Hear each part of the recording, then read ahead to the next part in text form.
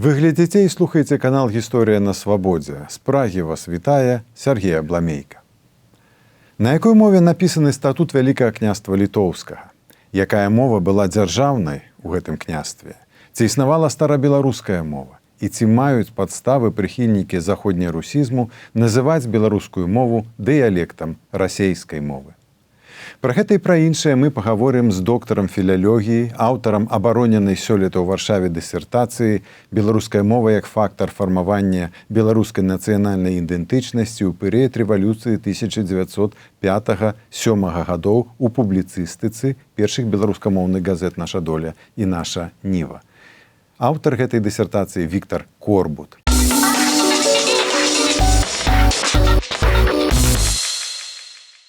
Добрый дзень, Віктар.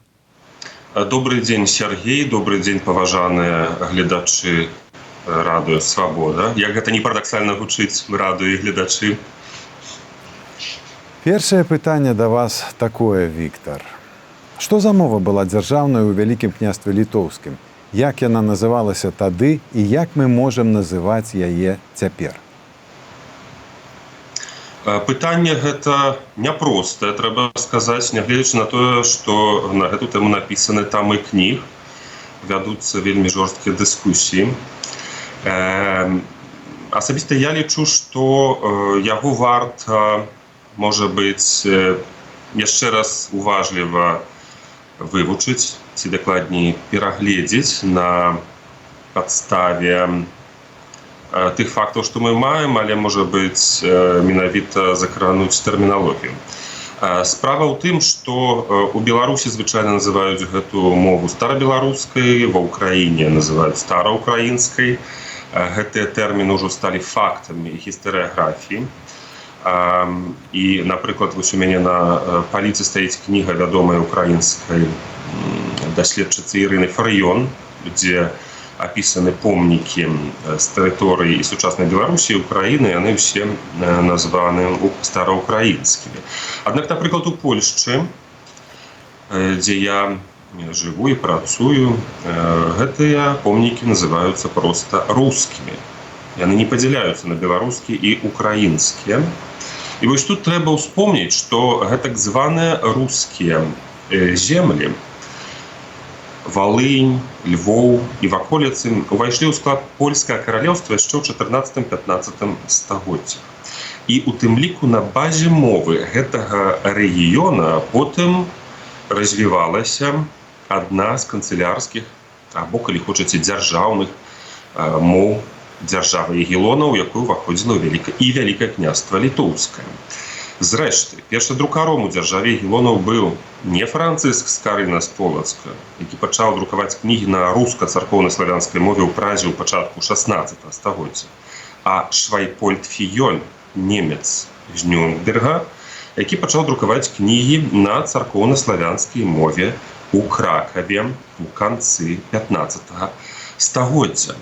І, што самае цікавае, паколькі я даследую нашу Ніву, як вы сказалі, то у публіцыстыцы гэтай газеты якраз Швайпольд Фіёль лічыўся заснавальнікам беларускага кнігадрукавання на працягу некалькіх гадоў, пакуль гэта роля не была перададзена, у тым ліку намаганнямі Вацлава Ластоўскага, Францыску Скарыну. Такім чынам, усё не так адназначна, карыстаючыся папулярным у апошні час тэрмінам. Я хацеў толькі удакладніць, што Валынь ўсё ж увайшла ў склад Польшчы ў 16 стагоддзе, а Львоў раней, значна, так. Ну, частка Валынскага княства ўвайшла раней. Як вы памятаеце, там яна належала літоўскім князям, сярод іх, па-мойму, Любарту.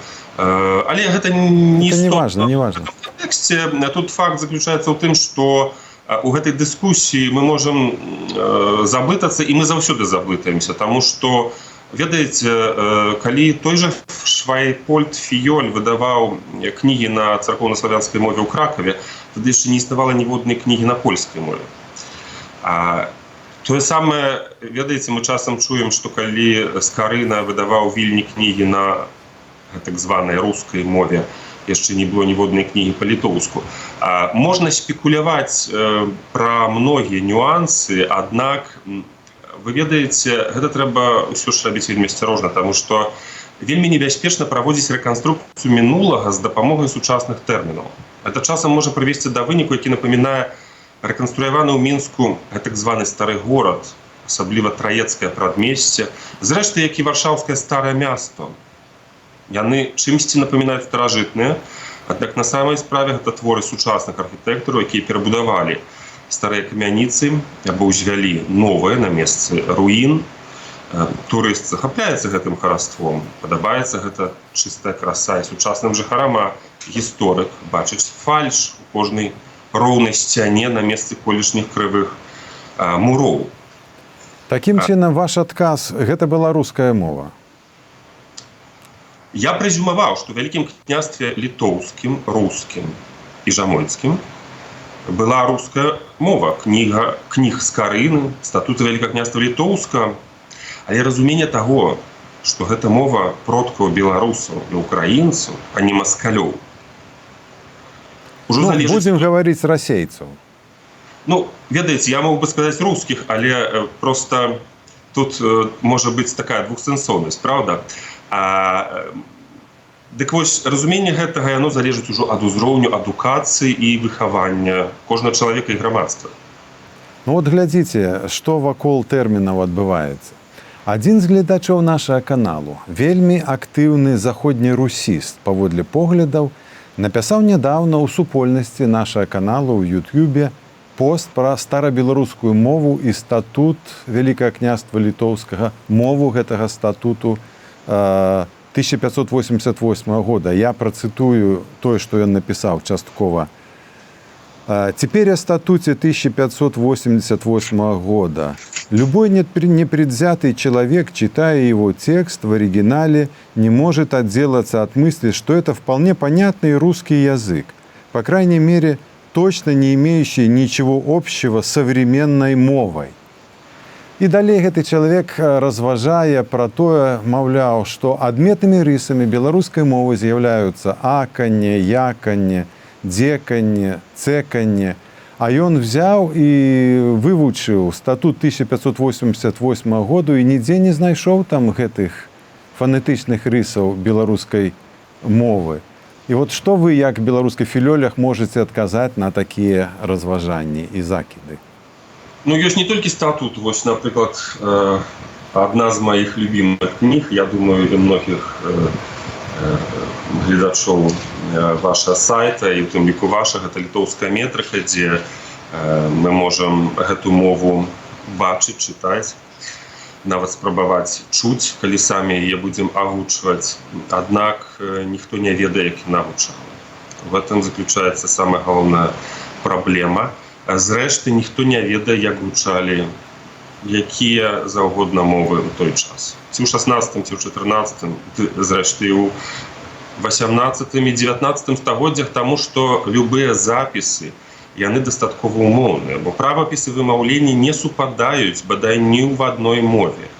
Па-другое, я тут дазволю ўсё ж перакідваць мосцікі такія ў гісторыю сучаснай беларускай мовы і ў гісторыю рускай літаратурнай мовы, я маю на ўвазе маскоўска-рускай мовы, каб патлумачыць тое, пра што вы спыталі. У розных беларускіх гаворках ёсць розныя фанетычныя з'явы, агульныя і з рускай, і з украінскай, і з польскай, з літоўскай мовамі. І, напрыклад, на старонках першых беларускіх газет «Наша доля» і «Наша ніва», выданне якіх пачалося ў 1906 годзе ў Вільні, беларуская мова з дыялектаў пераўтварылася ў літаратурную мову беларускай нацыі. Гэта розныя з'явы. У дыялектах можа быць большая гамма гукаў і іх варыянтаў, чым у літаратурнай мове. Літаратурная мова, яна ўжо патрабуе пэўнага стандарта. І так у любой мове, не толькі ў беларускай. І вось у працэсе фарміравання беларускай літаратурнай мовы, або кніжнай, і ў прыватнасці газетнай, адбывалася яе ўдасканальванне. І падчас гэтага ўдасканальвання вёўся адбор як графічных, так і правапісных, граматычных, іншых сродкаў. І трэба напомніць, што гэтыя газеты выходзілі таксама двума алфавітамі. рускімі і польскімі літарамі, так яны пісалі самі выдаўцы ў шапцы. І такім чынам, нягледзячы нават на то, што яны выходзілі двума рознымі алфавітамі, ўсё роўна гэта была адна мова. Бо першыя беларускія газеты дэманстравалі, што алфавіт – гэта не этнічны маркер, а гэта толькі знешняя форма мовы, сродак перадачы на пісьме. І таму не польскія і не рускія літары іграюць вырашальную ролю ў выяўленні нацыянальнай ідэнтычнасці, а сама гэта мова з'яўляецца крыніцай ідэнтычнасці беларускай, а не польскай ці рускай, нягледзячы на тое, што літары першых газет былі рускія і польскія. Дык вось, тут яшчэ трэба дадаць, што к таму часу, к пачатку 20 стагоддзя, ужо польскі алфавіт быў традыцыйны для беларускай мовы, не рускі. І вось толькі ў першых беларускіх газетах гэтыя два алфавіты былі скаардынаваны ў працэсе паралельна вydання імі адных і тых жа тэкстаў, і пазней была дадзена перавага мадыфікаванаму рускаму алфавіту, якім мы сёння, так званая гражданка, карыстаемся. Паверце, што ў пачатку 20 стагоддзя гэты выбар не быў адназначны, магчыма, сёння мы карысталіся б лацінскім алфавітам. Значыць, тыя працэсы, якія адбываліся ў 16 стагоддзі, яны непасрэдна не ўплывалі на тое, як сёння гучыць і выглядае беларуская літаратурная мова. І таму трэба сказаць, што тое самае можна сказаць і пра сучасную рускую літаратурную мову, таму што літоўская даследчыца Людміла Гарбуль апублікавала у Вільні працу аб паланізмах у маскоўска-рускай мове канца 16-17 стагоддзяў. І што ж аказваецца? У той час гэта мова, маскоўска-руская, максімальна наблізілася да літоўска-рускай, значыць, той рускай мовы, якая была ў Вялікім княстве літоўскім і ў каралеўстве польскім.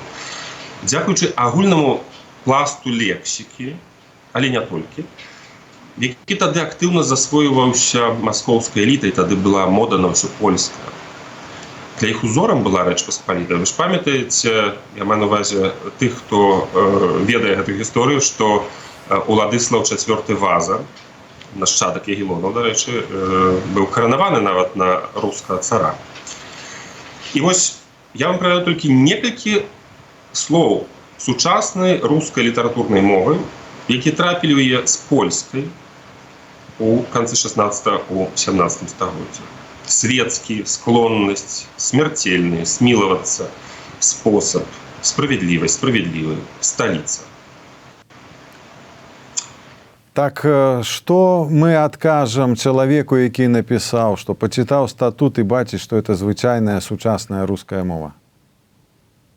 Якраз прывёў прыклады звычайных рускіх слоў, якія маюць польскае паходжанне.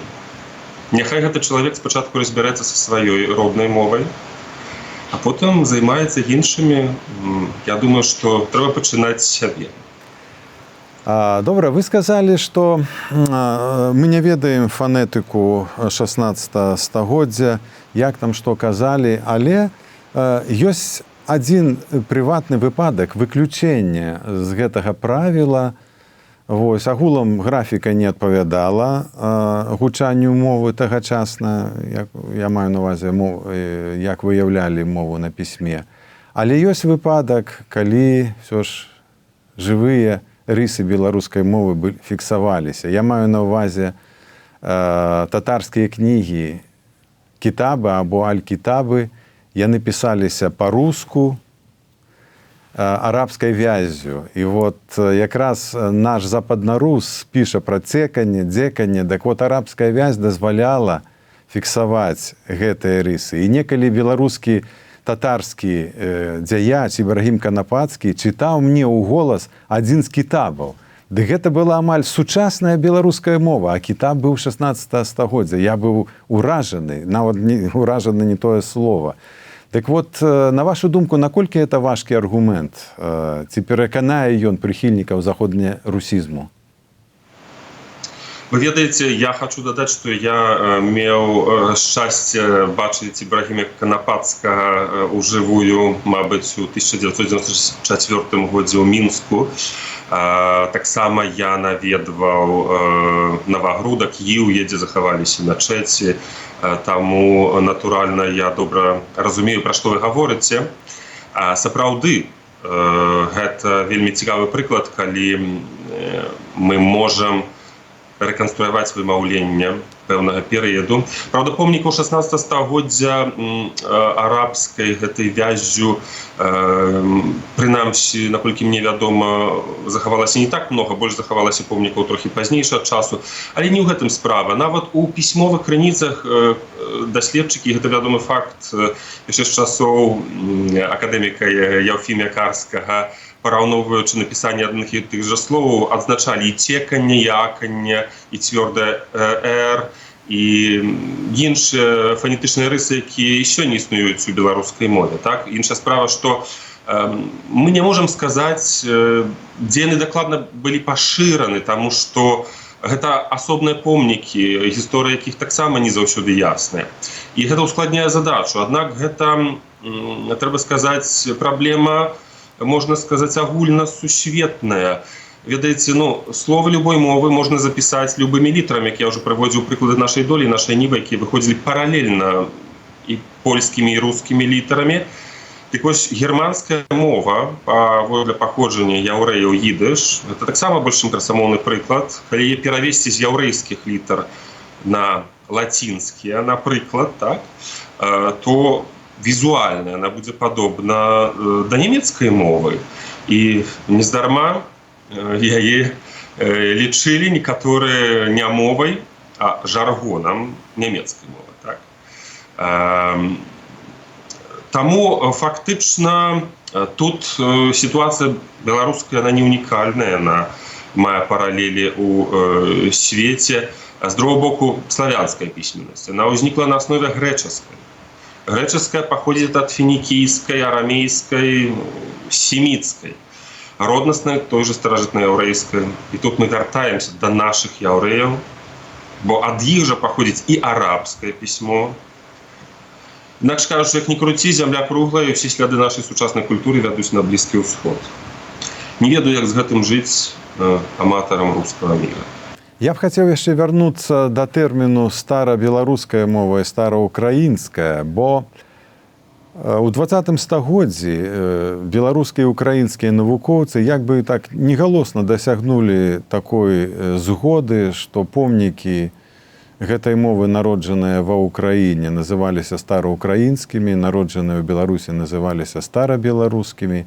І нават проста гэтая мова называлася ў Беларусі старабеларускай, а ва ўкраіне стараўкраінскай. Супраць гэтага не пярэчылі і маскоўскія навукоўцы з Акадэміі навук. Гэта была такая агульнапрынятая рэч. З вашай адказа я зразумеў пачатку, што вы не зусім згодныя з гэтым.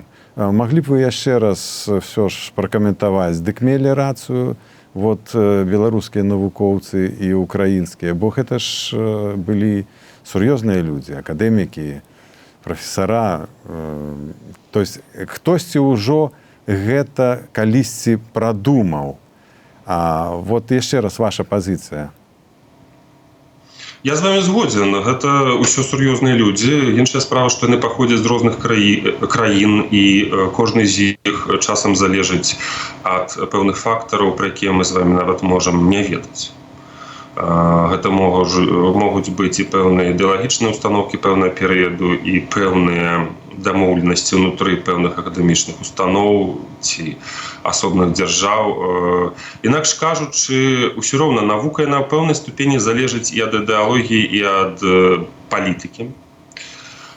Таму тут або яны паспрабуюць тыя ж самыя беларускія, украінскія, ды і польскія, літоўскія вучоныя неяк сабрацца і абмеркаваць гэта пытанне разам, паколькі я пра такія супольныя канферэнцыі менавіта па праблеме канкрэтна гэта тэрміна не ведаю.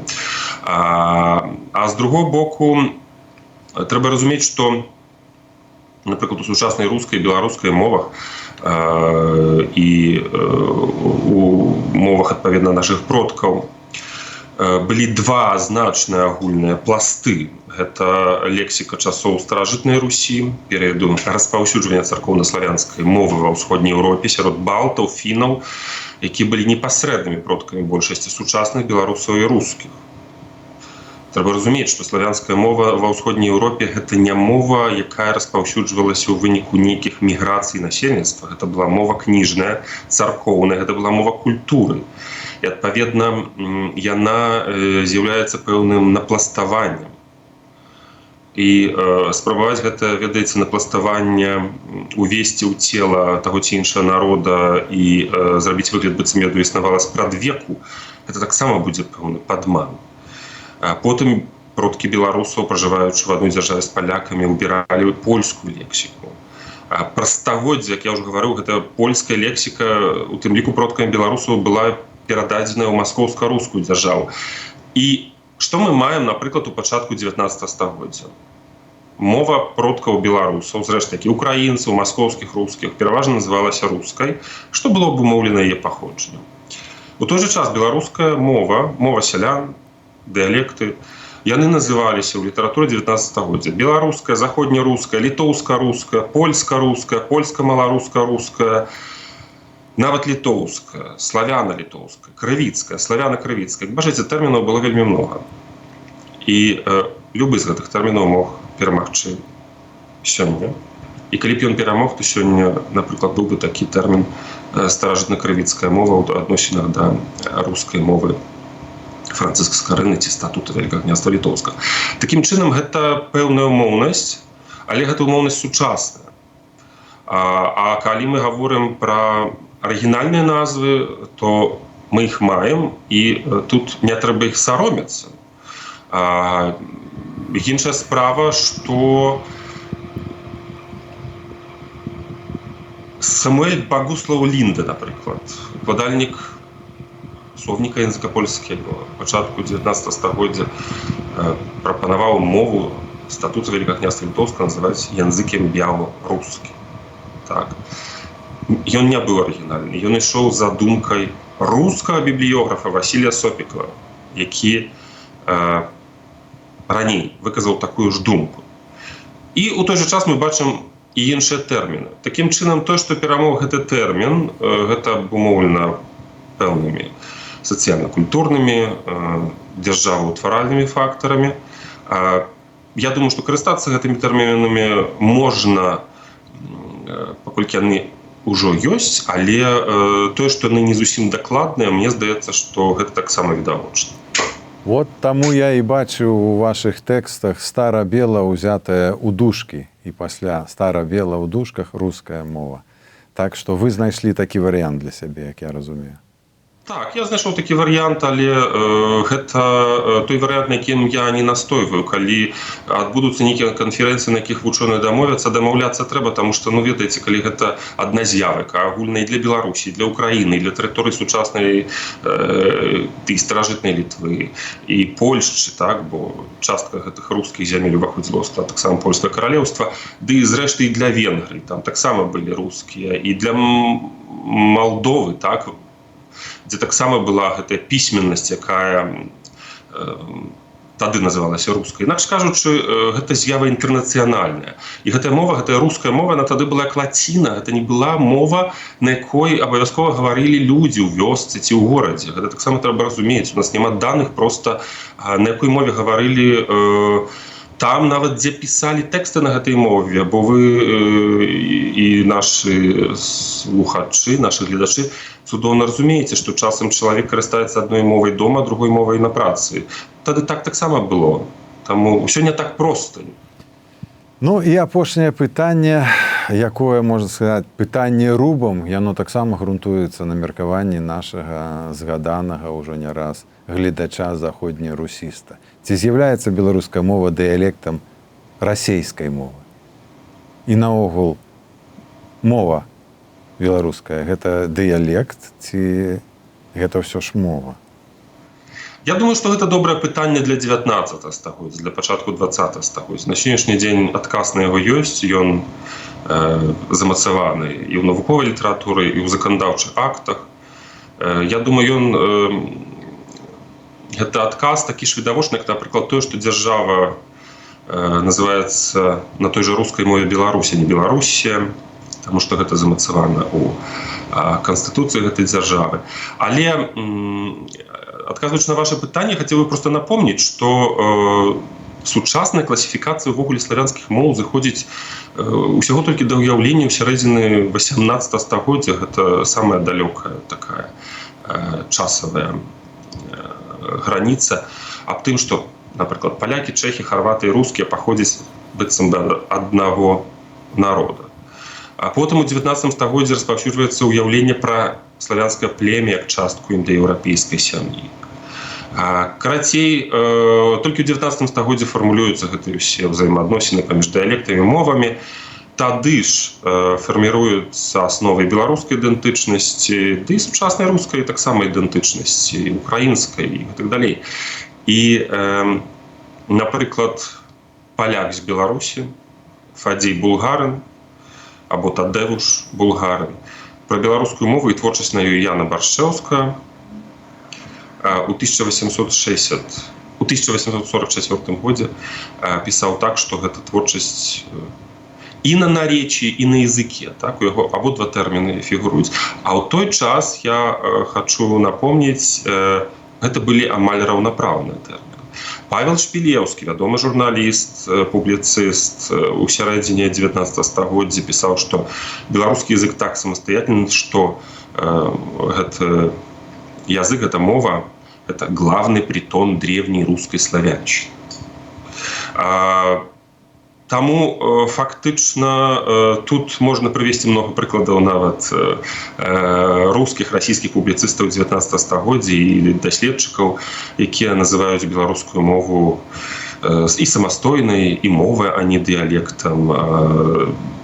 Найбольш цікавы для мяне, напрыклад, прыклад, гэта тое, што у 1870 годзе выйшаў слоўнік беларускай мовы. Як бы мы сёння сказалі, Івана Насовіча, вось я пакажу таксама нашым гледачам перавыданне гэта слоўніка 80-х гадоў. У арыгінале гэта словарь беларускага наречия. І ў той жа час у 1888 годзе ў Маскве выйшаў складзены рускім журналістам і энцыклапедыстам, полиглотом, урадженцем Киевской губернии, поляком Альбертом Старчевским, проводник и переводчик по окраинам России, заключающий все 24 языка. У тым ліку беларускі, які ідзе следам за польскім і маларускім. Гэта 1888 год. І ў той жа час, трохі пазней, беларус паводле паходжання Еўфімій Карскі, ён выдае этнаграфічную карту беларускага племени і з'яўляецца прыхільнікам таго, што беларусы гэта племя рускай нацыі, рускага народа, а беларускае наречие гэта зноў жа пад мова як бы рускай мовы. Так? Інакш кажучы, тады так, гэта можна было дыскутаваць. Сёння прадмета дыскусіі няма, таму што сёння ўжо мы маем факт фарміравання, можа быць, не зусім закончана, тым не менш, гэты працэс ідзе.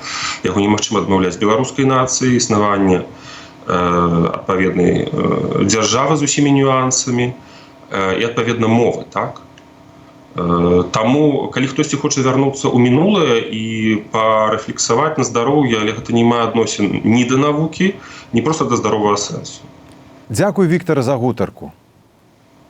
Дзякуй вялікі і вам. На сувязі быў беларускі філолог і гісторык з Варшавы, доктар філалогіі Віктар Корбут. У Празе для вас працаваў Сяргей Абламейка.